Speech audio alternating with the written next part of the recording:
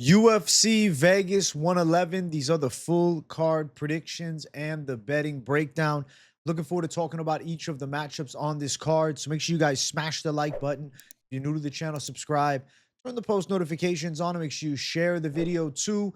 And also note, I will be live for the entire card Saturday, 4 p.m. Eastern time. Don't miss the fight companion. And let's get into the first fight. We have Robert Valentin versus Jackson McVey. For Valentin, this is the final countdown. Ultimate Fighter finalist, 0-3 in the UFC. He's taking on a Jackson McVey who lost to Bruno Ferreira, came in on short notice, got ran over on the ground. I'm going to go with Robert Valentin to win. Is it a sense of my bias because I liked him on The Ultimate Fighter? Maybe. But it's also the fact that he's beaten okay fighters. Like he submitted Paddy McCrory. He had moments against Ryan Loder in his UFC debut. He had moments against Therese Finney. Granted, he was getting smothered the whole damn time. But there was, that final round where he was letting some strikes go, defending some takedowns. And then he fights Ateba Gatier. The Gatier loss, it is what it is. Jackson McVey ain't doing any better. I look at Jackson McVey and I see a 6'4" frame with long legs. He's a good kicker. His high kicks are nice. Submission game on paper is not bad. Does have some decent submissions outside of the UFC. But Robert Valentin I see as the better top pressure grappler at a higher level. Now, obviously, 0-3 in the UFC is hideous. And it's not like Valentin is, an easy sell for me because he's coming off some, miraculous moment against Ateba Gatier. He broke and he got ran over in like a minute, 20 seconds. But I feel like Valentin has some type of skill. I was excited about him on The Ultimate Fighter. I liked what I saw even in the debut with Ryan Loder. He nearly got the submission. He had moments in the fight. And then they, gave him difficult wrestler, difficult power puncher. Now he fights McVey, a guy that I think he can land good punches on. McVey's boxing is sus to me. Against Bruno Ferreira, there was some moments with the hands where I thought Jackson McVey looked like a bit of a novice with the boxing. He was slapping some shots over, looked awkward and weird and uncomfortable. He's got the long southpaw stance. So you could say, oh, is that, going to be tricky for Valentin? Could he be a sucker to the left high kick?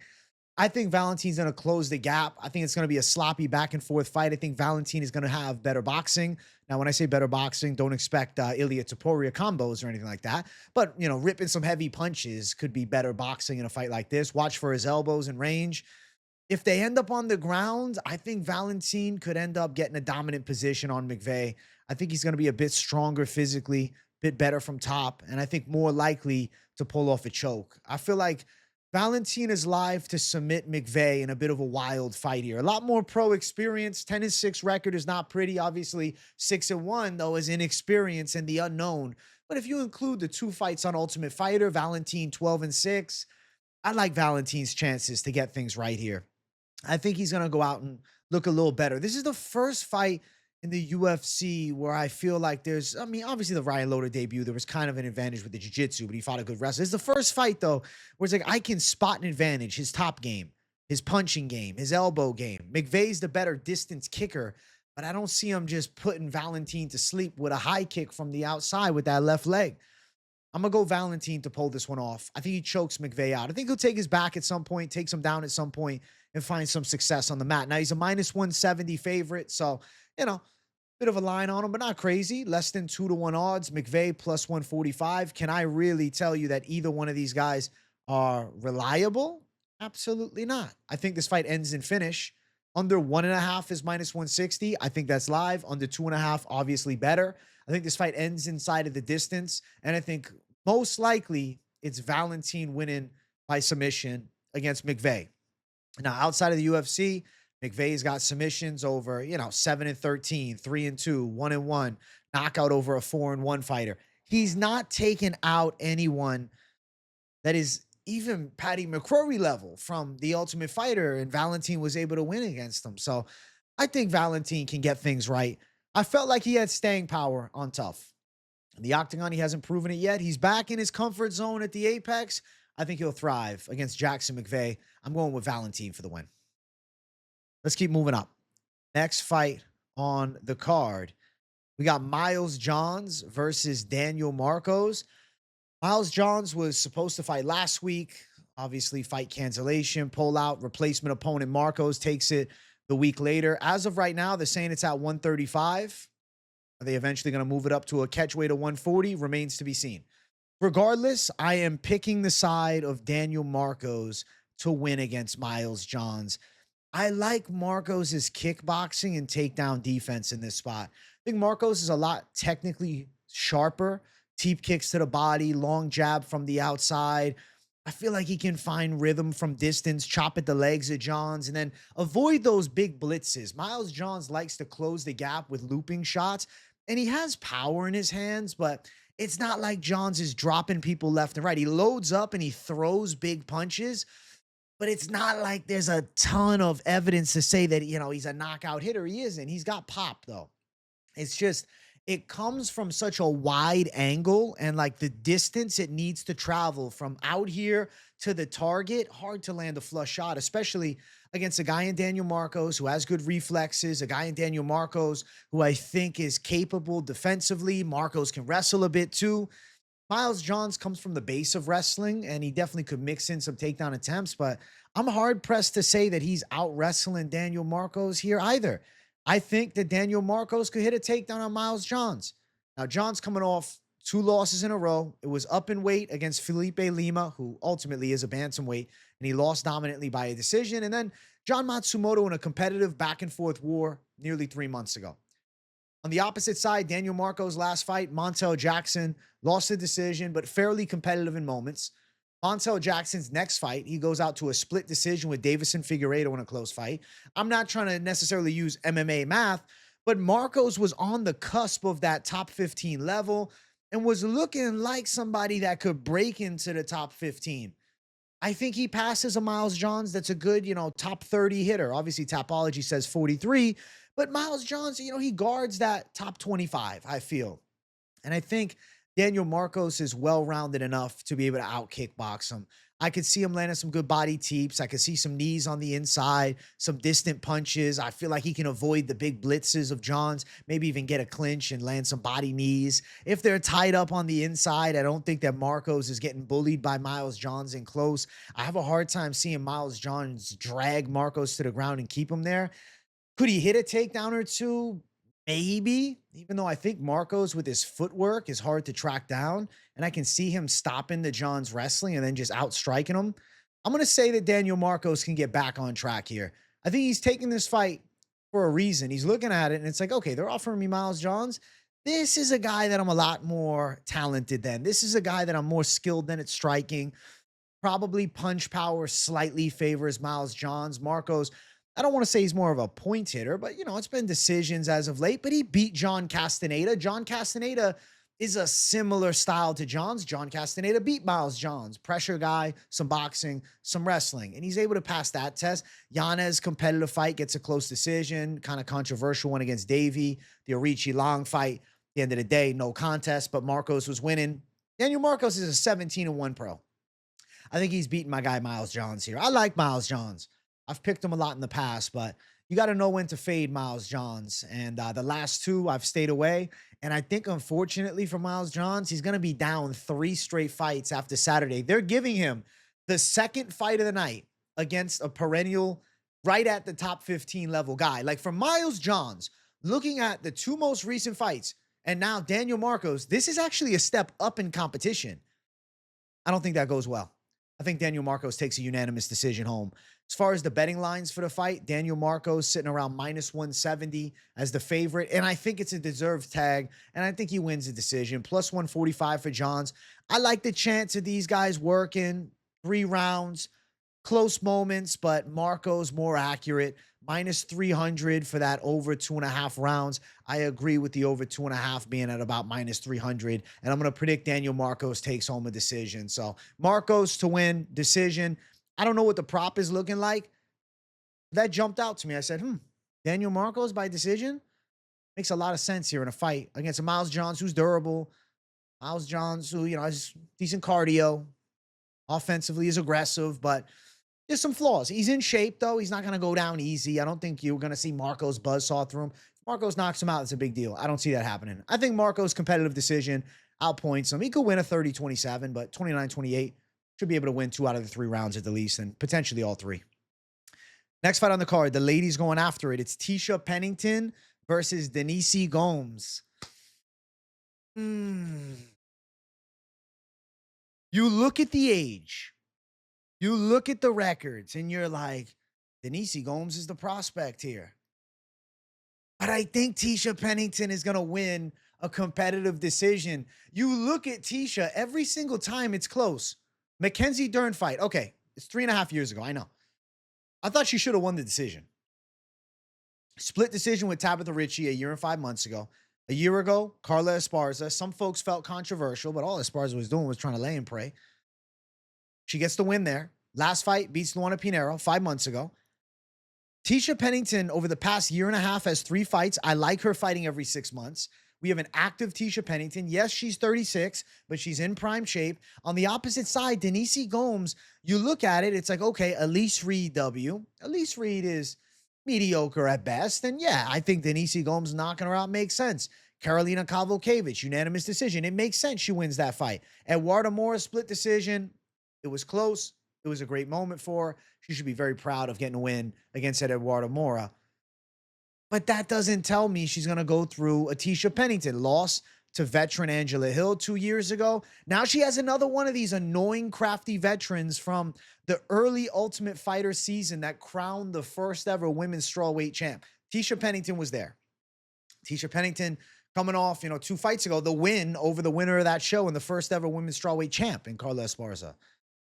I think Tisha Pennington's going to end up getting the nod by decision. I think it's a close fight. I think Gomes is going to look to load up a bit. Going to look to make Tisha Pennington pay, but that's just hard to do. Tisha, nonstop boxing pressure, high output. She can wrestle. She can kick the legs well. She can mix it up with punches. She can eat a good shot. She's good everywhere. I think Denise Gomes is going to be put to the test with a high pressure pace fight. I don't know if she's going to be able to keep up. Like for Denise Gomes, I think she's a blue chip prospect regardless of the outcome. But what I'll say is, the Angela Hill loss, the Loma Lookboonmee loss, I think it could look similar. I think she'll have moments. I think Tisha does a bit more. I really don't understand why the odds are not like even here. Plus 170, Tisha's coming off 2 straight wins, and the only losses you're looking at are top 10 and world champion Mackenzie Dern, Tabitha Ricci, split decisions. I think Tisha Pennington's going to take this thing home. I think Tisha's going to go out and beat Denise Gomes by a decision. I think she's a good underdog this week. I'm surprised to see her sitting at plus 160. At open, plus 170. I feel like as the week goes on, at least those in the known that have watched Tisha's career will consider, this line's wrong. This line's wrong. This is a, 50-50 fight. At best, a 50-50. I think there's a 65-35. Tisha gets on the judges' scorecards. I actually believe these lines should be flipped in the opposite direction. But Denise Gomes, win streak in the UFC. She's a menacing prospect. She's got knockout power. It flips it to her. But what, is she going to knock out Tisha? She's going to just drop Tisha with a big shot and put her away? Is she going to be able to outwork Tisha for 3 rounds? I don't care that Tisha's 36. Size-wise, similar, 5'2" to 5'1", little reach advantage for Denise Gomes. But she's not just going to stick a long jab on Tisha Pennington and box with her from distance. She's going to look for big moments and strike combinations. She's going to look to load up with some power shots. And doing that against Tisha normally is a futile attempt. We've seen her in the UFC forever. And you see a commonality is she doesn't get finished. When we're going 3 hard rounds, I feel as though I have to favor Tisha Pennington to push a hard 3-round pace over the side of Denise Gomes. I think Gomes could win the first round. Pennington, close second, wins the third. I'm going Tisha Pennington on the judges' scorecards. I think she's getting a 29-28 in a pretty back-and-forth ladies fight, but it's a fight that keeps the Tisha Pennington career alive and then puts her on a 3-fight win streak. Like, you look at her losses, they're not terrible L's. Tabitha Ricci and Mackenzie Dern, world champion and top contender, top 10 contender. I think Denise Gomes is going to get beat. I'm going Tisha Pennington as an underdog. I'm surprised to see that the odds are not even. I'm definitely surprised to see that, but I actually really feel strongly about Tisha as a slight favorite makes sense with how much UFC experience she has. Like, if you're obsessed with age, oh, well, she's 36. But where's the sign of slowing down? I don't see it. I'm going Tisha Pennington by a decision. I'm picking her over Denise Gomes. Next fight on the card. Josh Hokit versus Max Gimenis. This is a weird one for me. We have a Brazilian Jiu-Jitsu world champion in Max Gimenis, and we have Josh Hokit coming off a big win on Contender Series. I'll pick Josh Hokit because he's fought at a better level in MMA. Fought in Bellator, was trying to make his rounds through LFA, and he did. He ran people over, coming off the win against Guillermo Uriel, who actually was a Brazilian Jiu-Jitsu black belt, but not a world champion Jiu-Jitsu. Max Gimenis, I'll be honest with you, if you didn't tell me he was 32, I would have thought he was 42. I was surprised how young he is.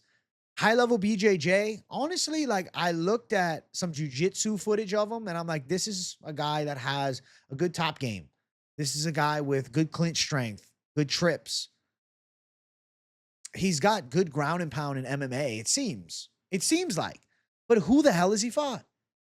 7-8, Diego Peclat. Okay, 9-9, John Ott. Okay, 6-14, Cameron Graham. 1-3, Derek Bradley. And oh, wait, he got knocked out by David White, who was 2-4. I can't pick him. Now, maybe we'll see what the submission line looks like. Maybe him to win by submission is like a D-gen call, but Hokit's undefeated. He's a high-level athlete. He played pro football in the NFL. He wrestled as a freaking D1 NCAA All-American. Like, what are we talking about here? He's a little undersized for the heavyweight division, but he makes up for it with athleticism. He's got good ground and pound. He's got some hand speed. I think if him and Gimenis are boxing, I think he's knocking him out. I'm going with Josh Hokit, and I think he probably gets a KO. It's weird, though, right? You have a Brazilian Jiu-Jitsu world champ getting brought in, and it's been silent. There hasn't been a lot of hype on Max Gimenis, but he's grappled with, Nicky Rod, all high-level guys, Gordon Ryan. There's a ton. There's a ton on the resume. But it's like you're a BJJ champ with a 6-1 MMA record, and you still got knocked out by a 2-4 guy. I just can't do it. I'm going to go with the 6-0 former high-level wrestler, former football player, and the guy that's more proven in the fight game. I don't like that he's a small heavyweight, especially against a guy with high-level jiu-jitsu. I'll say this, if he ends up, Josh Hokit, if he ends up under Max Gimenis, he's in some trouble. But is Gimenis going to take down a high-level wrestler? No, I think Hokit can box with him. If you're Hokit's team, you're like, this is the fight where you show hands. This guy got knocked out by a 2-4 fighter. Show him the boxing. I've seen him hitting pads. I'm watching some tape on him doing some training because I'm like, all right, let's see. And his boxing seems to be coming together. He's at Jackson Wink, good team. They're on a roll right now with Steve Garcia looking fabulous. I think Josh Hokit by KO makes the most sense. Now, of course, he's a really wide betting favorite. You look at the odds and you're like, yo, minus 400 for a UFC debut. Plus 300 for Gimenis, former BJJ world champ. But we've seen some of these high-level jiu-jitsu guys that have fought at a good level, like Buchecha, lose. Now, granted, Boudet, high level, but it's also like Buchecha was in one championship. Gimenis lost to a 2-4 fighter. Under 1.5, minus 135. He is live to go under. I'll go Josh Hokit. I think he's going to get a knockout. I think he finds the chin of Gimenis. I think he can turn it into a striking fight. His athleticism is going to be different. And they're about the same height. Gimenis about 6'1". It's not like Gimenis is this giant heavyweight. He's heavier. He's a little thicker, but he's not freakishly tall. And I think that Hokit should do pretty good in the boxing with the speed advantage. And I honestly feel like Hokit is like this heavyweight Colby Covington with Gable Steveson just recently winning his MMA debut, winning at Dirty Boxing. I don't know. Something that was crossing my mind is Hokit Gable Steveson rivalry on the horizon in the next year or so, because I think Gable's going to be brought over, if not this year, next season, a Contender Series at the latest. And I think eventually the former Olympic gold medalist and the former NCAA All-American wrestler, I think that's a fight to make, especially because Hokit talks crazy shit. I like it. I think he's taking out the Brazilian. I'm going Hokit to win. And yeah, minus 400 favorite. probably a KO. Should land some big punches on the feet. He should be the better boxer. He should be the better athlete. But if he ends up under this fucking thick Brazilian jiu-jitsu world champion, he might be fucked. And Gimenis might strangle him or might put him in a damn armbar, might put him in a damn Americana. Who knows? But I think Hokit should knock him out. I'm not picking a guy that lost to a 2-4 fighter by KO. Next fight on the card, Mayra Bueno Silva versus Jacqueline Cavalcanti. It is time to brush aside Bueno Silva. Jacqueline Cavalcanti by decision. She's going to kickbox her up. Bueno Silva's going to get frustrated. She's going to start making mistakes. She's going to lose confidence in herself. She's going to end up getting boxed up. She's probably going to end up under Cavalcanti. Mayra Bueno Silva is whiny, bro. She's a whiner in there. We see it. She complains. She, starts losing. It just all falls apart. Bueno Silva was on a tear and then tragic downfall of a woman, okay? Ends up beating Holly home and then whatever, the Adderall medication comes positive. And she's like, oh, I got it clear from a doctor, whatever. Who knows at the moment? But since she got off of the fucking Adderall and shit, L Central tried to drop back down to 125. Jazz Davicius by her. Now she fights a good kickboxer. Cavalcanti has potential. She's a girl that could actually make some waves. Good jab from long range. Good teeps to the body. Good movement. Very mobile for a big, tall girl. I like her distance kickboxing a lot. Her grappling defense is solid. Her clinch game is good. Her takedowns are there. She has an impressive resume. I mean, if you really look at it, Melissa Croden win. Croden looked good in the UFC debut, beat Tainara Lisboa. That was a nice win. And she beat her over 5 rounds. And Croden's a good striker. Zara Farron, big, tall girl, handled her. Josiane Nunes won a decision. It says split, but she clearly won. And that's before Nunes fell off. Beat Nora Cornell twice. The second time she beat her, and she clearly won. It wasn't a split, I don't think. Beat Julia Avila, who at one point had hype. This is the biggest test of her career, but it's the perfect one. Big reach advantage. She's taller. She's longer. Bueno Silva's striking is She doesn't have the best wrestling. She has good jiu-jitsu, but how's she going to get it there? She's going to jump the back against the cage. That's what she should try to do. 34, she's fallen off. I think Bueno Silva is on the, tragic downslide of her fighting career. Whereas Cavalcanti is surging upwards. She's a good prospect. I got to go with the prospect that seems to have some real potential. I like her striking chops. She's 28 years old. I feel like every fight you're seeing things fine-tuned. And I think she kickboxes Mayra Bueno Silva up for 3 rounds. And you know what? It'd be nice to see her get a finish, but she could just win a unanimous decision. Defend the takedown, beat her up with punches a bit, bust up her nose, control against the cage. Cavalcanti has better striking, clearly. Her grappling defense is strong, and I see her as the bigger girl, potentially even in top position, doing a little bit of work from there. I'm very low confidence in Bueno Silva pulling off some miracle submission. I don't think it happens. I think Bueno Silva ends up frustrated. I think the confidence dwindles, and I think Cavalcanti handles business. Now, odds for the fight, minus 255 for Jacqueline Cavalcanti. Plus 215 for Bueno Silva. Cavalcanti deserves this type of status, man. Since she got off the Adderall, Bueno Silva has just consistently looked worse. Over 2.5 rounds, minus 400. Cavalcanti by decision. Makes a lot of sense to me. And a minus 255, I think that's a fair tag. She looks to be on, I don't want to say the title trek just yet, but like Cavalcanti's at least somebody we can hope for to make some waves in this division. She's not even 30 yet. Come on. Cavalcanti to win is the prediction here. And I think she outstrikes Mayra Bueno Silva and puts on a pretty good performance. I look forward to this fight. I'm going Cavalcanti. Unanimous decision in this one. She should look sharp. Next fight, Adrian Yanez versus Christian Quiñonez. I'm going to have faith in Adrian Yanez. I'm going to stick with confidence in Yanez. I've picked him a lot the past, and obviously he's had some tragic downfalls, but he's climbing back.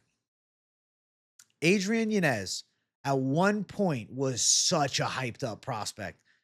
The hype on Yanez was crazy. He was like the next Masvidal. We thought he'd be, riding his way up to the ranks. And then he runs into Rob Font and he gets his ass kicked 2.5 years ago. And then his next fight, comeback, Jonathan Martinez chops him apart. And then he finds his footing and destroys Vinicius Salvador, who's pretty shit. And then Daniel Marcos, split decision loss. But that Daniel Marcos split decision loss, yes, it's red, it's ugly, it's a loss. He's making adjustments.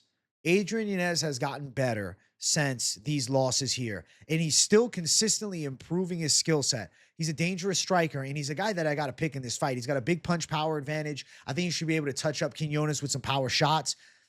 Quiñonez is a tough Mexican fighter. The Mexican grit, definitely a factor. You look at Quiñonez, the recent fights, Hayani Barcelos, and even took Barcelos down. He got submitted round number 3. Barcelos did his thing, but he had moments in the grappling. Fight before that, Kyung Ho Kang made him look awful. I don't know what the hell happened with that fight. To be honest with you, I struggle to understand how that fell apart so bad.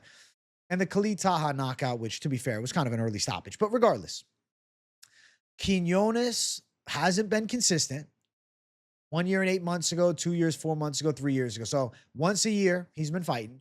On the opposite side, it's been 10 months since we've seen the side of Yanez. Before that, it was 6 months. Before that, it was 7 months. Before that, it was 6 months. He's been fighting at least every 6 months.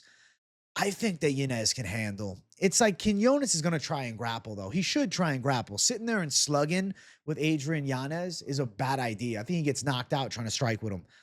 Taking him to the ground, trying to showcase some, grappling skill. But then the element of that fight really comes into play, though. It's not like Yanez has looked like an awful grappler getting bodied by people. Yanez has struggled against some of the sharper blades in the striking. A guy like Jonathan Martinez, who has tremendous calf kicks. A guy like Rob Font, who has an excellent jab.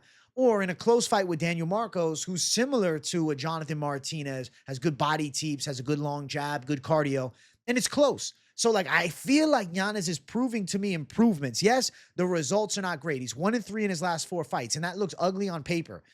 But in a matchup here, this could be one where he really thrives. Christian Quiñonez overexposes himself at times, looking for big punches. He does have an interesting stance. You can see a bit of karate flow in his wide stance, how he holds his set and he attacks the legs with heavy kicks. He'll close the gap trying to wrestle, or he'll rip some big shots in close. I think that he's going to get caught in range, though. I think he comes in a little too upright, a little too stiff. A guy like Yanez that has good punch timing and knockout power should be able to get to him. I think Yanez is going to have a showcase. I think he's getting back on track. I think this is a good one for him. I think Quiñonez's best bet is to try and grapple, and then I think with Yanez defending the takedowns, they'll start mixing it up on the feet. I think Quiñonez is going to be looking for big punches. Yanez is going to be noticeably faster with his hands, and I think he picks him apart. I think Adrian Yanez by knockout. I think he's going to get back on track with something impressive. Obviously, you can say, oh, but Quiñonez in the UFC hasn't been KO'd. True, Quiñonez inside the UFC has not faced that, knockout loss, but outside of the UFC, they have a couple KOLs. And inside of the UFC, it's not like we've seen him fight a ton of opposition. 2021 against Long Xiao, and now Long Xiao then ran through the ringer of Road to UFC as a finalist and is in the UFC. Khalid Taha knockout, and obviously Taha turned out to be a bust. Kang runs him over on the ground, and then looked okay against Barcelos, got submitted in the 3rd round. I think that this will be a fight that Yanez is able to put some big shots together. It's crazy that Quiñonez is only 29.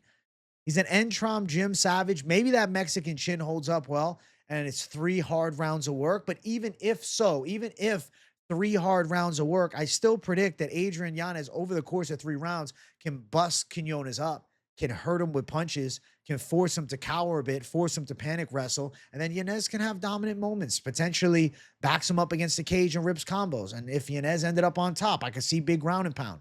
I think this is Yanez's fight, and I'm picking him to win. And I look forward to Yanez getting back on track. He's a good prospect. When Yanez is winning, it's fun, man. I enjoy watching Adrian Yanez fight. Minus 245 for him, plus 210 for Quiñonez. Odds, fairly wide. One was, the prospect that seemed like he was going to make waves. The other, Quiñonez, over under. I'd say it's risky. It depends on how good is that Quiñonez chin really. He hasn't been tested against a guy that can punch like Yanez in the UFC. And I think that he's going to be. And I think that Adrian Yanez gets back on track with a nice win. We're going him. We're going KO. And it could go all 3, but I think KO is like, let's go. I'm excited as hell for this fight. Next fight on the card, Jamall Emmers versus Hyder Amil. It's actually the feature prelim. I'm going with Hyder Amil. I think Hyder Amil can get back on track with this one. I know he's coming off of a terrible loss. Jose Delgado destroyed him quick. But to be fair, Jose Delgado is a monster in the first 2.5 minutes. Nearly finished Nathaniel Wood quickly. Amil got caught. He never fought somebody with that type of striking skill set. And he got kneed in the face, dropped. And it's not like he was completely out. He got up. Granted, it was over. He was on wobbly legs. But Amil still, he's crazy. He still wants to continue. I like his toughness. On the opposite side, Jamall Emmers, Pretty Boy is the perfect nickname for the style too. We got the Hurricane versus Pretty Boy. And I think that it is kind of the story of the fight. Amil is a hurricane. He's looking to make it messy. He's looking to close the gap, throw big shots, pin you up against the cage, take you down, dirty boxing, get on top, ground and pound, you get up, keep pressing you forward, make it a dog fight. Amil's trying to break you with relentless pressure and a high output. On the opposite side, Emmers is trying to make it look pretty. He's got a fast 1-2 down the line. He's got some power in his hands. He moves pretty well. He's pretty quick from distance. His footwork isn't bad. Kind of the bull versus the matador. I think that Amil is going to be a tough matchup for Emmers. I think Emmers can land some good punches, but I don't think Amil is chinny. I want to tell you guys that I don't think Amil has chin issues. I know he just got knocked out, but it was a perfect knee. Amil with that constant forward pressure definitely can get caught, but on the flip side of it, I feel like Emmers breaks under pressure. I feel like when you have Amil just pressing you back, you hit him and he keeps coming, he keeps coming, he keeps coming. I think it's going to be hard for Emmers to keep him off. I think the bruiser and Hyder Amil with that hurricane style is going to be able to deal with Jamall Emmers' big 1-2. Emmers got a nice reach advantage of 4 inches, so we're going to, see, can Amil find the range? I think so. And at the apex, I like it even more. Few steps backwards, Emmers trying to stay away as Amil's pressing forward. We're going to be up against the cage. Now, if Amil's chin is still wasted, and after that Delgado fight, it just ain't coming back, Emmers will knock him out in the first round. Which makes it interesting because I think an Emmers first round KO prop is not a terrible idea if you like Amil to win and you think it's going to go a little longer. Because I could see Amil in the later stages. My prediction is Amil, but there is like in my brain an interesting hedge to it, where Emmers thudding up Amil round 1 and just showing him levels in boxing and putting him away. It's a possibility. We've seen Emmers look good early in fights. He looked pretty solid against Nate Landwehr. Most recent fight, destroyed Gabriel Miranda. Before that, quick knockout of Dennis Bazooka. He's had good moments in his last 3 fights. Jack Jenkins' split decision is not awful. With Jamall Emmers, I think it's like first round knockout or bust, though. Because I think if Amil survives the early storm of Emmers boxing and he can start walking him down and get through some of his shots, then it's going to be consistent pressure in your face, dogfight. Emmers wears down, he gets tired, Amil gets on top, potentially ground and pound, but I could even see him submitting him or winning a 2 out of 3 rounds, unanimous decision, throwing some good shots from top. I like Amil's relentless pressure. I like the bruiser style, but he does have to deal with some good straights from Jamall Emmers. And I think that he's going to be. But if you don't think he's going to be, or if you're worried about it and you feel like something's calling you, Emmers by first round KO is not a crazy prop bet. I think it's actually a decent one. I don't know what the odds are like. They're not out yet, but I'm sure you can get at least 4-1 odds, maybe more. Plus 122 for Jamall Emmers. He's a decent size underdog now. Hyder Amil minus 142. Interesting. I will say this. Emmers at plus 122 is an interesting bet.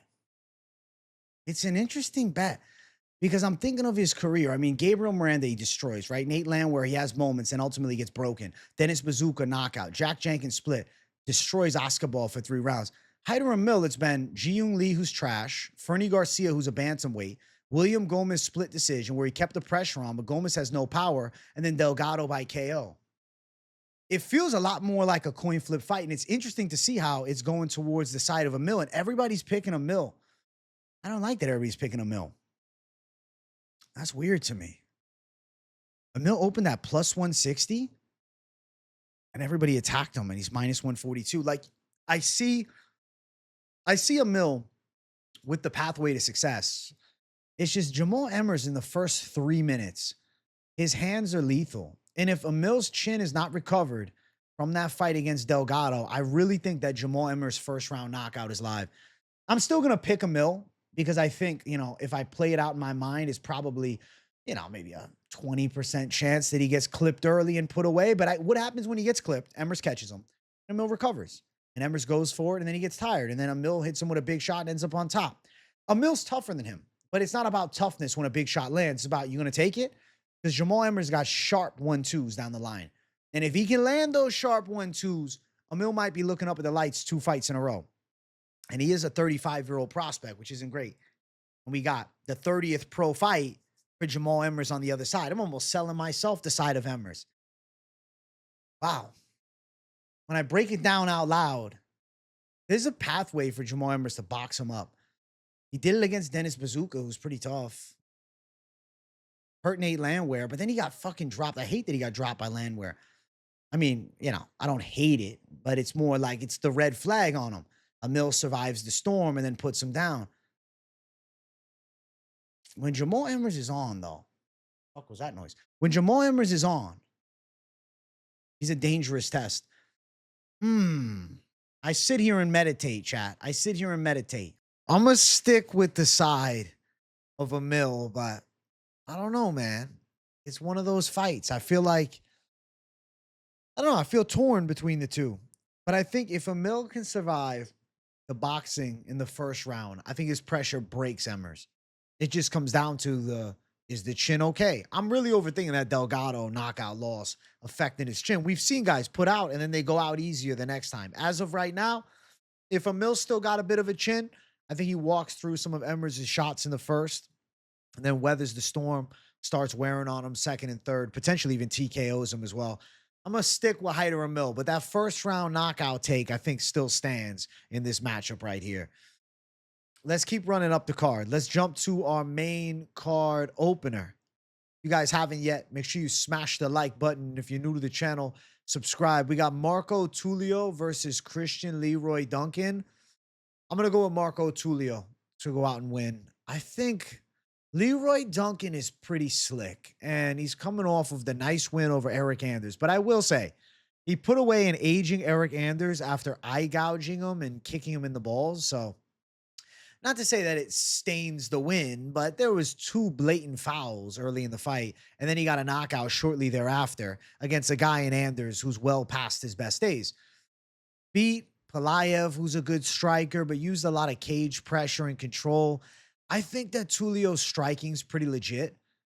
I feel like Tulio's going to have more punch power. I think that Leroy Duncan, little more athletic, a little bit quicker from the outside, but I don't think he's going to be just Mr. Sharpshooter for 3 rounds, keeping Tulio at bay.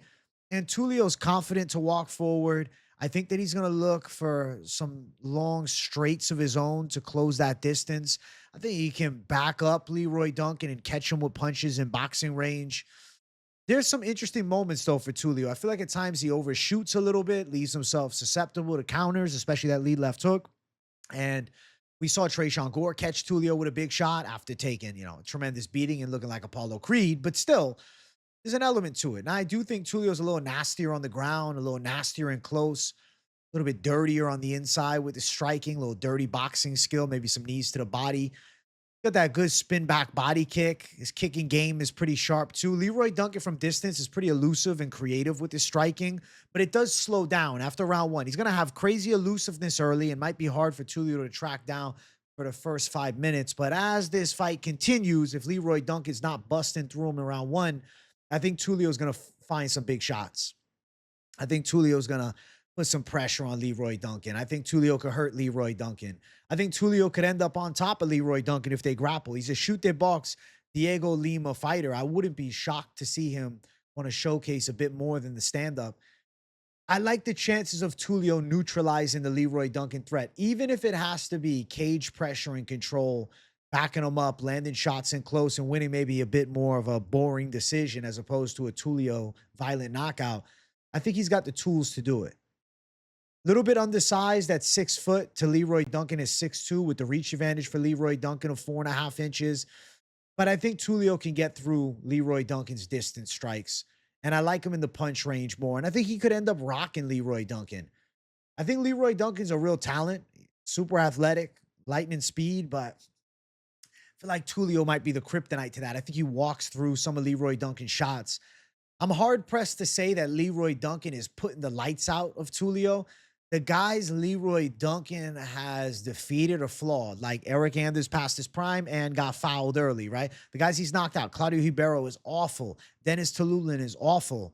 Marco Tulio, at this point, that Yusri Belgori win has aged like a fine wine, seeing Belgori handle Azamat Bakoyev, and he solved that puzzle. Then went to, LFA, got a win against Duclos, who's a good striker, knockout against Potieria, knockout against Tresean Gore. I got to favor Tulio's side to be able to land some bigger shots.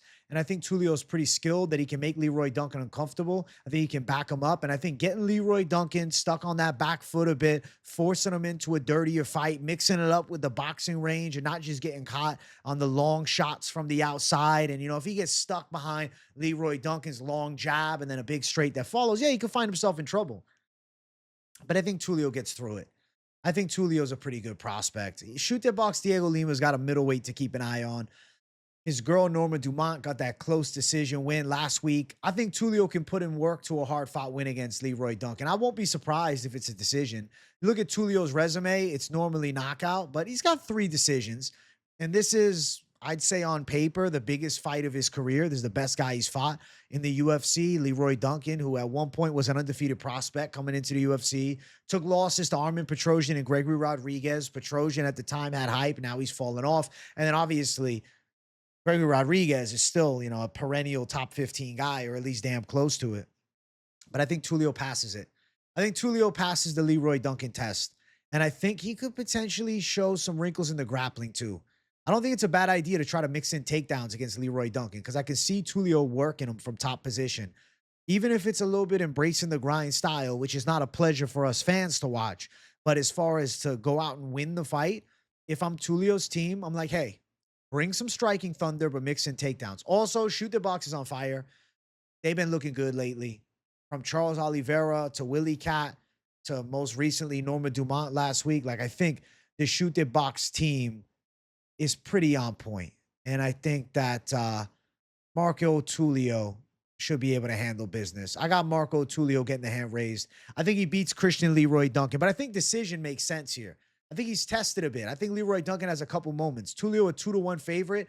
Interesting how he opened as a plus 120 dog. So a lot of love went down on Tulio, and the line is now flipped to, you know, a moderate favorite, 2-1 status. Leroy Duncan plus 170. I think Tulio's got the tools. Over 2.5, minus 130. I like over 1.5. I think over 1.5 is going to be around minus 270. I think over 1.5 is pretty live. I think Tulio and Leroy Duncan have a competitive first round. I think Leroy Duncan might look a little faster early, but Tulio's going to be relentless with the pressure. Towards the end of the first round, I think he can start finding his range. Second round, I can see him clubbing Leroy Duncan with some big shots. I want to see Leroy Duncan's chin truly tested. And I think Tulio could be the guy to do it because he's pretty accurate with his punches. And I think in boxing range is where he succeeds. I don't think Leroy Duncan can mix it up in that yellow and red zone as well with Tulio. Obviously, Leroy Duncan's a good athlete. He can rip a nice elbow and cut Tulio and change the fight, or he can land a big straight from the outside. But I don't see the likelihood of that being enough to pick the side of Leroy Duncan, though there's obvious pathways. If you're on the side of Leroy Duncan, it's defend takedowns, it's kickbox from distance, and when you get on the inside with Tulio, it's clinch. Work that tie clinch. Try to land elbows in close and try to cut Tulio to change the momentum of the fight. Chances of it happening, not great. He does got good elbows, though. He cut Gregory Rodriguez. Like, Leroy Duncan could definitely club an elbow in against Tulio. And at times, Tulio does sit in there for a little bit and leave moments of counter, as I mentioned earlier in this breakdown. But I like Tulio right now. I think there's too much upside. I think he's too much of a beast. I think he could drag Leroy Duncan down. I think showcase some shoot their box grappling. I think back him up, take him down, change the element to the fight. You know, Leroy Duncan wants to kickbox. Even if the intent is to strike for Tulio, you hit a couple of takedowns. Leroy Duncan's distance striking game is now stifled because now he's a little worried. He's more panicked as you start closing in. He's thinking takedown defense, and then that's where a big shot could end up really landing for Tulio. So I'm going to go with Tulio to find a way. I think he's the more well-rounded guy and physically more imposing threat, especially after round 1. Next fight, Ricky Simón versus Raoni Barcelos. It's a competitive fight, but I think Ricky Simón wins the decision. Barcelos has been looking good lately. I thought his career was over. Victor Henry, you know, losses to Umar Nurmagomedov, Kyler Phillips. It's looking like Raoni Barcelos is trending downward. But 3 wins in a row. Quiñonez submission, Peyton Talbot domination, Cody Garbrandt win. 3 decent wins. But Ricky Simón on the other side, to me, is just kind of the true Taz Mexican devil, man. I don't think that Barcelos can keep Simón off of him too long. Barcelos has the good wrestling base, but if you told me who's going to hit more takedowns and I have to predict it, I'll say Simón. Simón very hard to take down, shorter guy, It's good center of gravity. Going to be harder to grab at the legs. So if I think Barcelos can shoot on him, I think he might get close to a couple. I think Simón switches position and then wins the clinch battle. As far as striking goes, Barcelos has decent Brazilian Muay Thai, but I think Ricky Simón's the better boxer, the Mexican-style boxer, the hooks in the close range, the dirty shots in close. I think Simón can time a few takedowns. I think he can catch Barcelos with some shots. I expect it to be pretty competitive throughout the 3 rounds. I think both guys have moments, but I feel like Simón can push a little harder pace. He's like a, Merab light. Little, Mexican great value Merab. I don't even want to say great value because Simón's got a win over Merab years ago. But Simón's a problem still. I mean, his most recent fight, he handled Cameron Smotherman, who's pretty big and athletic, and he won a unanimous decision. It wasn't amazing, but still a win. And then the fight before that, it was a Javid Basharat knockout, which was sensational. Fight before that, went 3 hard against Vinicius Oliveira, lost to an amazing prospect. Fight before that, lost to Mario Batista, who's a top 7 guy in the world. That's fine. Song Yadong finished him late in the fight, but still, he was tough in that fight and put it on. I think Ricky Simón's a tricky fight for Jaime Barcelos. I'm curious to see how Barcelos fares against somebody that can stop that wrestling game. Against a guy that I can see ending up in top position if they grapple, and a guy that in close range can mix it up with some dirty boxing and some Mexican boxing and rip some punch combos and make it a bit of a brawl. I think Simón's going to have that chin to deal with Barcelos' pop. Doesn't have the biggest punch, but Barcelos has some decent boxing. Decent enough boxing, but mid-range. When it's in the red zone, close range, I think Simón's too tricky with looping shots. I think Simón's too tricky with the close range pressure, cage control, making it nasty. I think 3 competitive rounds, Ricky Simón takes 2 out of the 3, and I think he outworks Jaime Barcelos here. And I can see Barcelos getting forced into a high-paced fight over the 3 rounds. That 3rd round, Simón secures, and that secures him the victory. It could be 2nd and 3rd round, Simón handles. If he wins the 1st round, it's a big plus, but I could see Barcelos in the 1st round doing fairly well. He's still really athletic. At 38, it's not like he's showing signs of necessarily slowing down. I just think Simón can pass this test. And I think that the dirty boxing and the close range hands of Simón are better in the striking. And I think that's a big enough gap in ability to deal with Barcelos' Brazilian Muay Thai from the mid and long range, which he's not amazing at. And the grappling offense of Barcelos, when you don't give him the wrestling edge, there's guys like Victor Henry that beat him. I think Ricky Simón can go out and win. I'm going to predict Ricky Simón keeps that streak going and breaks the streak of Jaime Barcelos. And he's still young at 33. I think Simón's still bringing the thunder, and I feel like he can handle this one. I'm going Simón for the W. Minus 153 for Simón. Opened up at minus 210. It's gotten closer. Plus 133 for Barcelos. I agree with this fight being like relatively close in odds. It's a competitive matchup for sure. And I think they're going over 2.5. I think 3 hard rounds of work, minus 210 for it. That makes sense. I expect Simón to hit more takedowns.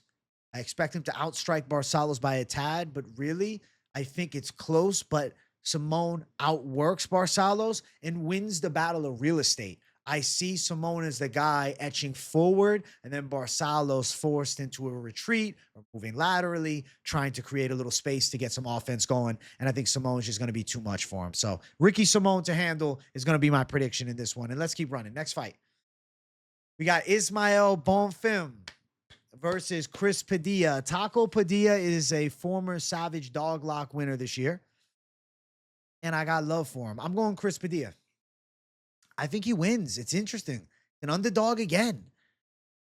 The matchup is one that puzzles me a bit. Ismael Bonfim has very good strike offense. He's got good straight punches. He's got very nice kicks. And he has somewhat of a traditionalist martial arts stance blended with the kickboxing style. Doesn't have the same style as his brother. His brother is a lot more grapple heavy. He is more of the kickboxer by a long shot. And he's taking on a guy in Taco Padilla who's pretty good everywhere. But what I'll say is one of Taco's best elements is his defensive abilities. Taco Padilla is very hard to get significant strikes off against. Taco Padilla defends the body and head very well. The one aspect of the fight where I think Bonfim should potentially attempt to really engage in that is trying to attack with leg kicks. But Taco Padilla is a tough guy to just chop up. I think about Taco Padilla versus Jai Herbert. Jai Herbert is a very good long-distance striker.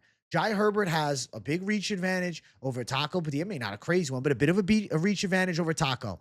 And Taco is still able to swarm, back him up, control him against the cage. Now, was it an entertaining fight?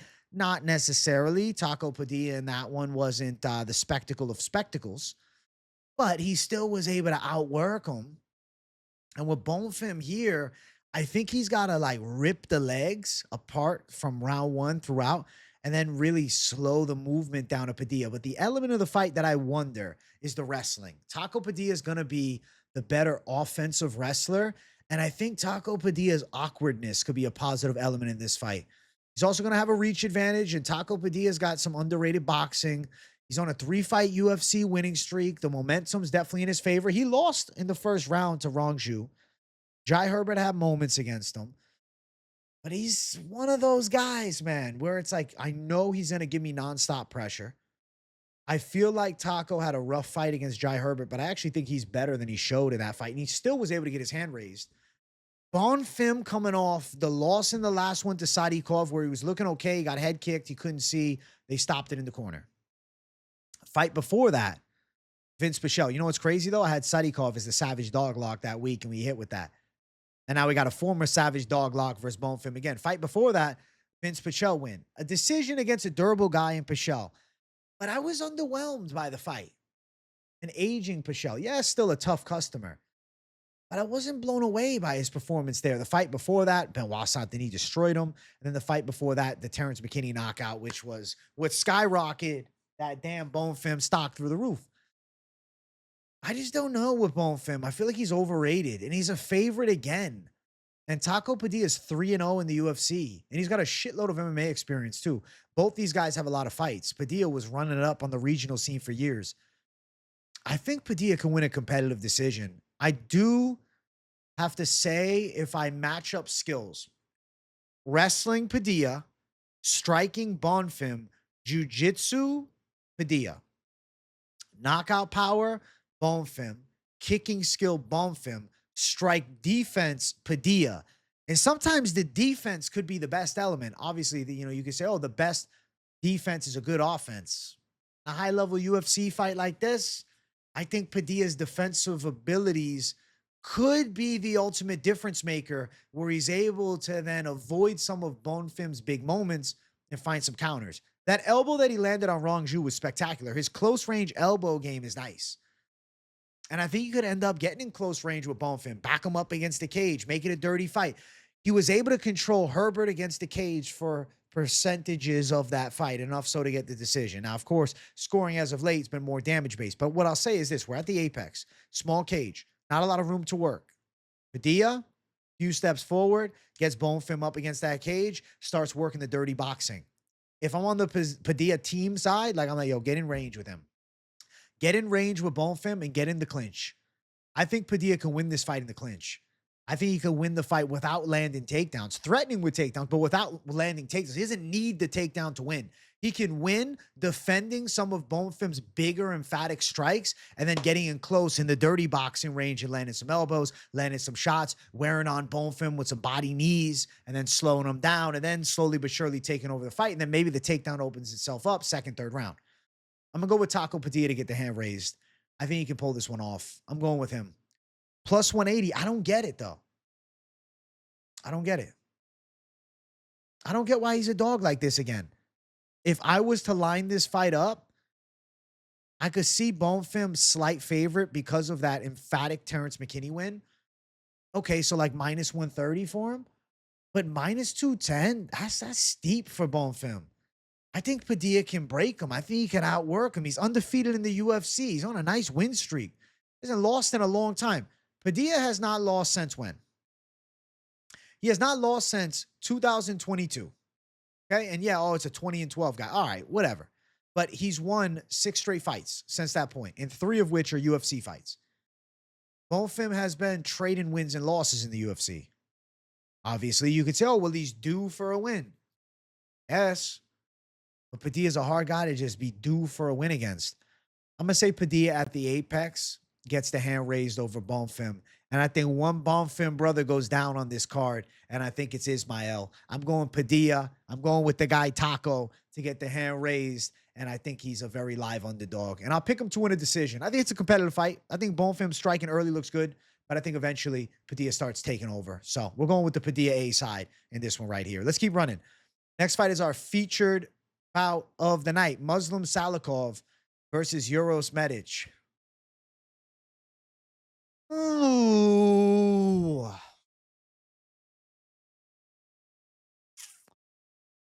Oh my God. Oh my God. Oh my, I know what I want to do, but do I want to do it? Ah. Let me pop this in for good luck. Let's get a fresh one. I'm going Muslim Salikhov, man. I have to. Muslim Salikhov has looked like a monster in his past couple. 2 straight KOs. Sick KOs. Spinning heel kick against Quiñonez and overhand shot against Carlos Leo. He has looked freaky, jacked on the scale too. Now, we've had some suspicions about drug testing being a little more lax outside of America. So what I'll say is this. I want to see the weigh-ins. How's Salikhov going to look on the scale? Does he look like the Savage? Like, as of late, he looks in amazing shape. Or does he look more melted? Because then the doubt starts to creep in. Salikhov is going to have some serious power on Uros Medic. But the problem is, Medic is a tricky southpaw. Medic has a good straight left. Medic has fast body kicks. Medic has good movement. Medic is a quick kickboxer. But the element of Medic that I don't like is his chin. Been knocked out. He's been dropped in his past 2. I mean, dude, you're getting dropped by Urbina in the first sequence. You could say, oh, it was kind of fluky, and then it woke him up, and he knocked him out nasty after. True. Fight before that, Soriano destroyed him. And Soriano, against Valentin, I think he looked incredibly average. So, like, yeah, you could say, oh, it was kind of a fluky punch. I don't know with Uros Medic, right? His wins are Gilbert Urbina, not a huge win. Tim Means, an aging Tim Means, and then Matt Semmelsberger. Muslim Salikhov is 41. That's the issue, right? Is he's 41 years old. Logic in this game tells us by 40, you start slowing down. But Salikhov has looked just as fast as ever. I think Salikhov could definitely catch Medic with some big shots, but the worry I have is Salikhov's punch resistance. Obviously, Medic is too, but Salikhov, like in between combination. Against Kenan Song, there was one moment where he got caught up in a combo from Song, and I don't know, he just looked weird to me. He looked weird enough that I took note of it. I'm like, huh. If somebody can get some shots off on him, they could potentially put his lights out. And we saw his lights get put out really bad against Randy Brown. Fight before that went distance with Nicholas Dalby, and Randy Brown is a sharp, long-range boxer who's fighting in the main event of this card.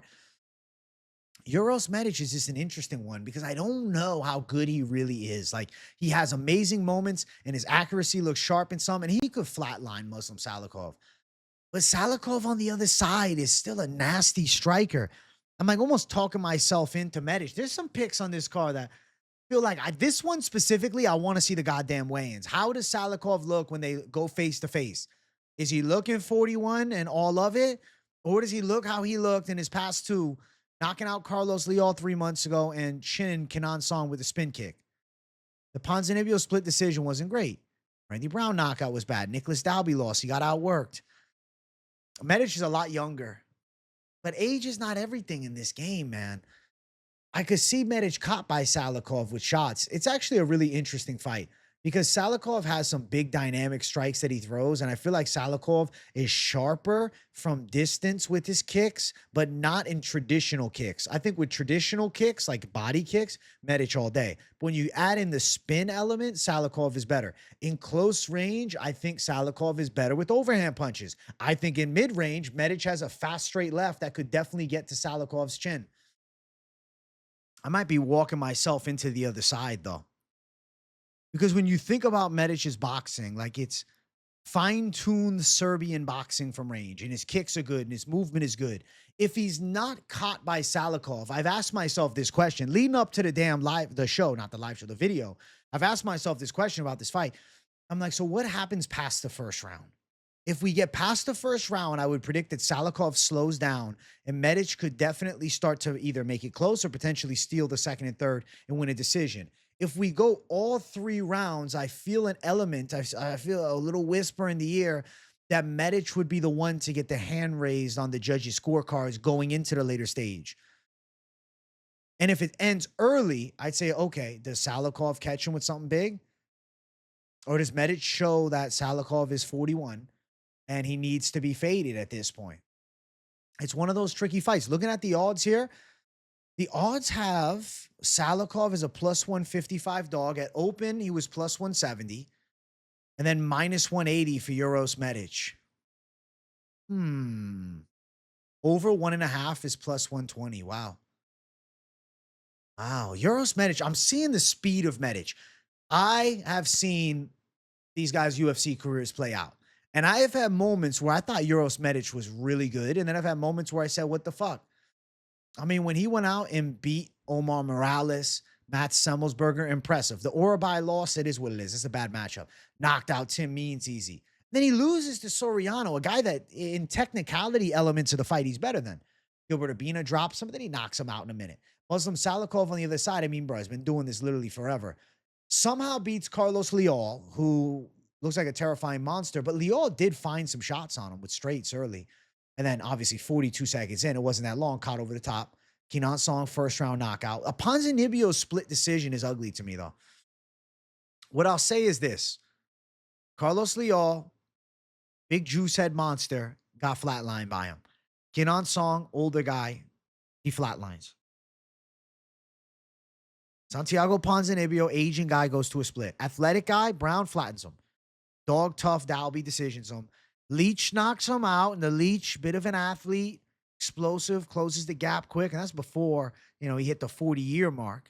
Yayu knockout is what it is. I'm sitting here thinking more about this fight. I'm going in-depth with you guys on the damn video. I've watched tape on both these guys, and I see pathways of success for both, but as I'm here right now, I feel like Uros Medic is the side I want to flip to. Even though I was going Salikhov as an underdog, I'm like, is it just because he's a dog? If Uros Medic was plus 115, or if the lines were even, would I look at this fight from a different lens and say, well, Medic is the younger guy with sharp kickboxing too. He's good from the outside. He has moments. He gets dropped by big shots, but he's faster. Torture me, why don't you, UFC? The Apex cards, man, it's fucking to this card, driving me mad during the video. I write things down beforehand on who I'm picking, but then, when I go. When I go on the flow. Go with the flow, Jay. I'm going to stick with Muslim Salikhov for now. But as I say that, I don't want to. I'm going Uros Medic to knock him out. I think Uros Medic is going to be faster than him. I think Uros Medic is going to catch him. I hate that he got dropped by Urbina. I hate that he got knocked out by Punahele Soriano. But Salikhov's wins, it's like a perfect overhand against Leal. You can't repeat that. The spinning kick against Quiñonez Song was spectacular, but does he repeat it here against Uros Medic? Now I'm going against my underdog pick. I'm kind of mad at myself. I'm kind of pissed at myself, guys. All right, the final call we have between these two, Muslim Salikhov versus Uros Medic. And I'm going to predict that Muslim Salikhov is still the pick today. But I want to see the weigh-ins. I don't want to go against my dog call because I was thinking, damn, he could knock him out in the first round. I hate how much I'm freaking out for you guys. This shows, though, I'm putting passion into these picks, man. I think about everything too damn much. And I'm playing out both sides. And there's pathways for both. This is a 50-50 fight. When I look at the odds, I'm like, I don't understand. Salikhov and him, they should be closer than this. It opened wider than this. I'm thinking minus 120. Slight favorite Uros Medic because he's younger. But Salikhov's last 3 have been spectacular. His last 2, the Santiago Ponzinibbio one's not great. But to be fair, Ponzi a year and 3 months ago is more capable than he is now. We'll go Salikhov by now. But yeah, I'm fucking tormented by this fight. I want to move on, guys. We'll talk about it during the week. I'm going to spend some nights sleeping on it like I did with the Waldo fight. And I was right on that. We'll see. Come Friday with the weigh-in show, after I see him on the scale, I feel like I'll know for sure. But right now, I feel like I'm tossing and turning. But we'll go with Salikhov for now. We'll stick with the original lean for now. I don't want to go against myself, then regret it. Friday, we'll talk again. After seeing the scales, we'll know for sure. Next matchup. Now, I can read this one. Co-main event. Matt Schnell, Joseph Morales. Right, it's Joseph Morales. What are we talking about? Matt Schnell's washed. Matt Schnell's done. Matt Schnell retired. Came back, barely beat Jimmy Flick. He was losing in the grappling. Joseph Morales runs circles around Jimmy Flick. Joseph Morales is good. Imanol Rodriguez win on tough, aged like a fine wine. Bro, like Joseph Morales is capable. Okay. And even the Eduardo Henrique win, impressive as fuck. Henrique went out and won on the contender series. Yeah, he didn't win on tough. He lost right away, but he won on contender. Didn't get signed, still won. Imanol looked amazing on contender. Split decision that honestly could have went the way of Imanol. It was competitive. Beat Alibi Idris, who was a big favorite against him 2 months ago on the damn finale of the show. Joseph Morales is sharp. I mean, he fought in the UFC a long time back. Fought Davison Figueiredo in Figgy's early run. I think Joseph Morales can outwork Matt Schnell. I think he can outstrike him. I think he can outwrestle him. He's in his prime versus Matt Schnell, who's not. I think Matt Schnell's getting subbed in this fight. Schnell's boxing is okay. He's got kind of quick hands, and he's got some rhythm to his flow. But I think he looked as bad as ever, even in the win against Jimmy Flick. Jimmy Flick was doing good grappling him up, and Joseph Morales is a different wrestling beast than that. And Morales submitting Alibi Idris is a big deal, and outstriking him too. Joseph Morales is good. Joseph Morales can outstrike Matt Schnell here, take him down, beat him up, and I think he can probably beat him into submission. I think Morales probably goes out and wins by sub. I'm going to predict that he gets a submission win. He's just a well-rounded wrestler in top-tier shape, team alpha male prospect. He's a prospect really of Joseph Benavidez, who's an all-time top contender of this flyweight division and one of the better flyweights of all time. I think Joseph Morales should handle this fight against Matt Schnell. I think this is a really good second, UFC comeback fight for him. And the Ultimate Fighter winner, I think with Joseph Morales, he can make some waves here in this flyweight division. And I think passing the Matt Schnell test, for me, it makes a lot of sense here. I think he runs him over, and I think he chokes him out. I'm going Joseph Morales by sub, and I think he makes it look fairly easy here. Minus 270 Morales. I agree with the wide odds in this one. I agree. Plus 230 for Matt Schnell. I agree with the wide odds. I think that Morales should be a good size favorite. Under 1.5 plus 149. I like under 2.5, but it could be under 1.5. I think Morales finds a sub. I mean, Schnell, he makes mistakes. That Durden fight was a red flag. Even red flags in the Flick fight. He retired after this. Steve Urseg flatlines him. Matthias Nicolau flatlines him. Matt Schnell is in for trouble. I think, honestly, he should have said, okay, I got this win against Jimmy Flick. Damn, that was way tougher than it should have been. Let me retire off the W and officially call it, because he didn't want to go out off the 3 losses in a row. But he retired, he came back, and now he's fighting again on the comeback. And he's fighting a Joseph Morales who's hungry on a 4-fight win streak. If you include tough, he's on a 6-fight win streak. And he just beat Alibi Idris, who was a savage prospect and favored to beat him and was undefeated. I think Joseph Morales is going to run circles around Matt Schnell. I think he beats him up. I think he can out-kickbox him. I think he can take him down, beat him up. I think Schnell makes a mistake. I think Schnell gets subbed. I'm going Joseph Morales by submission to go out and dominate the fight. I'm excited for this one, and I think Morales shows out. Let's jump to the main event. If you guys have not yet, make sure you hit that like button. If you're new to the channel, subscribe. We got Gabriel Bonfim versus Randy Brown. I'm going with Gabriel Bonfim. I think for the Bonfim family, he sets it right. I think he's going to win. I like Bonfim's grappling a lot. He's nasty with the wrestling and the takedowns and the top control and the submission threats. And it's not like he isn't improving at a rapid rate. He's 28 years old, man. 18-1 as a pro. He's looked good in the UFC. He's winning a lot of the fights. And then like the Dalby one, okay, he catches an L 2 years ago. Looks smart and dominates Angelosa to a decision. He showed that he can go long. Pulls off the sub against Chaos Williams. The Wonder Boy fight could have went Wonder Boy's way. And you're like, oh, it's a 41-year-old Wonder Boy. But you know what? It's Wonder Boy, though. Wonder Boy's a different beast. And in the first round, Gabriel Bonfim nearly choked Wonder Boy out, which is incredibly difficult to do. The other side, Randy Brown, he's a nasty boxer. Randy Brown's got good hands from the outside. He's got a 78-inch reach, freaky long arms, nasty jab from distance, big straight piston of a right hand that he drops. Randy Brown can box at a real level, like a pro-level boxing skill set with good movement. Got a ton of UFC fights, been in the freaking UFC forever now, 20-6 and 4-1 in his last 5. And that loss was Brian Battle just smotherfucking him and missing weight for the fight as well. And he did more damage. He could have got that decision off. The thing is, Brian Battle the smotherfuck. Gabriel Bonfim the takedown to the submission. I think we're going to see Bonfim take Brown down and threaten him with a submission from a dominant position. If they're sitting there striking, yes, Brown's distance boxing is a problem. That long straight can definitely touch that Bonfim chin. But Bonfim's striking isn't bad either. He has a good technical guard. He has heavy leg kicks. He's got a bit of punch power. But obviously, the striking is going to lead to the grappling. I think he's going to look to put Brown on the back foot, press him up against the cage, take him down from there, threaten with takedowns, wear on him against the cage, look to get to the dominant position. I think when they tangle in the grappling, though Randy Brown has pretty good jiu-jitsu, Brown's going to get ran over by the Bonfim level of grappling. I see Bonfim as just a better grappler on top too. I think Bonfim gets to a dominant position and he takes the back of Brown.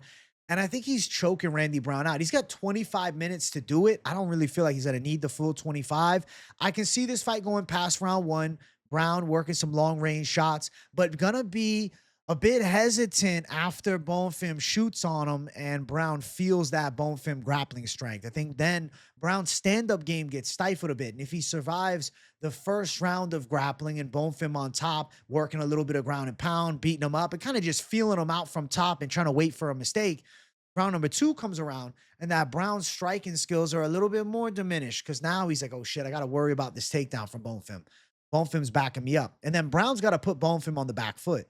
Not easy to do. Bonfim's a forward pressure type of fighter. And I don't think Brown has the ability to box him up from range for 5 rounds, or if he's boxing him up for range for a long enough time where he can find the big shot. Like, yes, Randy Brown has some pop in his hands, but I'm not like, oh my God, he knocked out Muslim Salikhov. It's going to happen here. Oh my God, he slept Dalby. It's going to happen here. I think Bonfim is going to be able to get him to the floor. And I think Bonfim works from top position.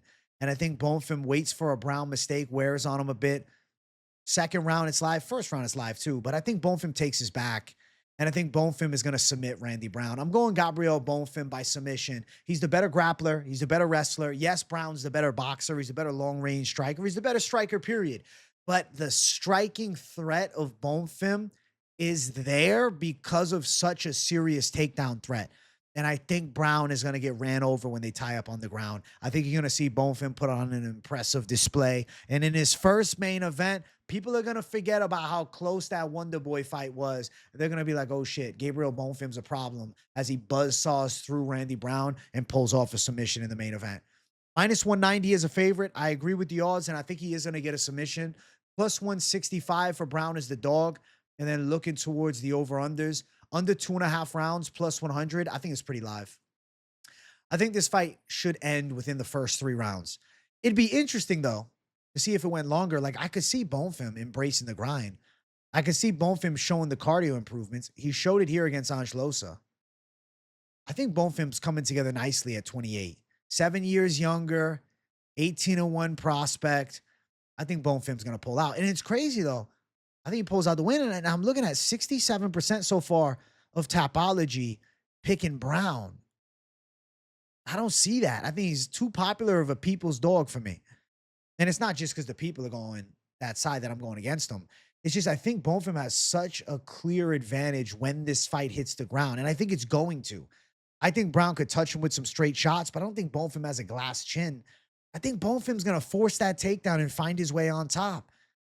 6'1" to 6'3", so Brown a little taller and longer could make for, you know, an interesting clinch battle with the leverages. But I think Bonfim's eventually, if he can't get a straight takedown, he's going to trip him against the cage. He's going to force that takedown. He's going to get his way. He's going to get on top. He's going to get to a dominant position, and I think he's going to finish the fight by submission. I'm going Gabriel Bonfim to win by sub in the main event of UFC Vegas 111.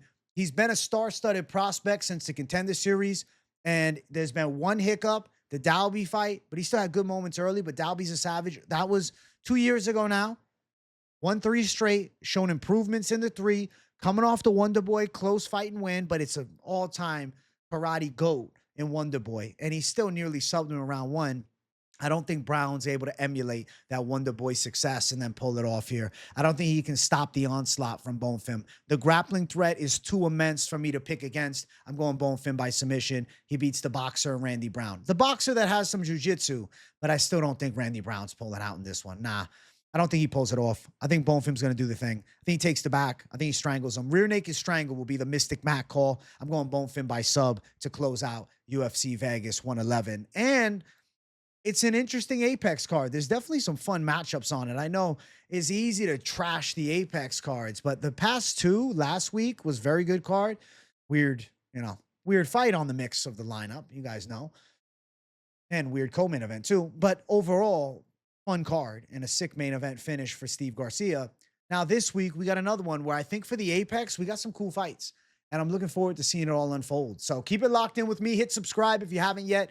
Like the damn video. Hype the video too. I appreciate everybody for tuning in.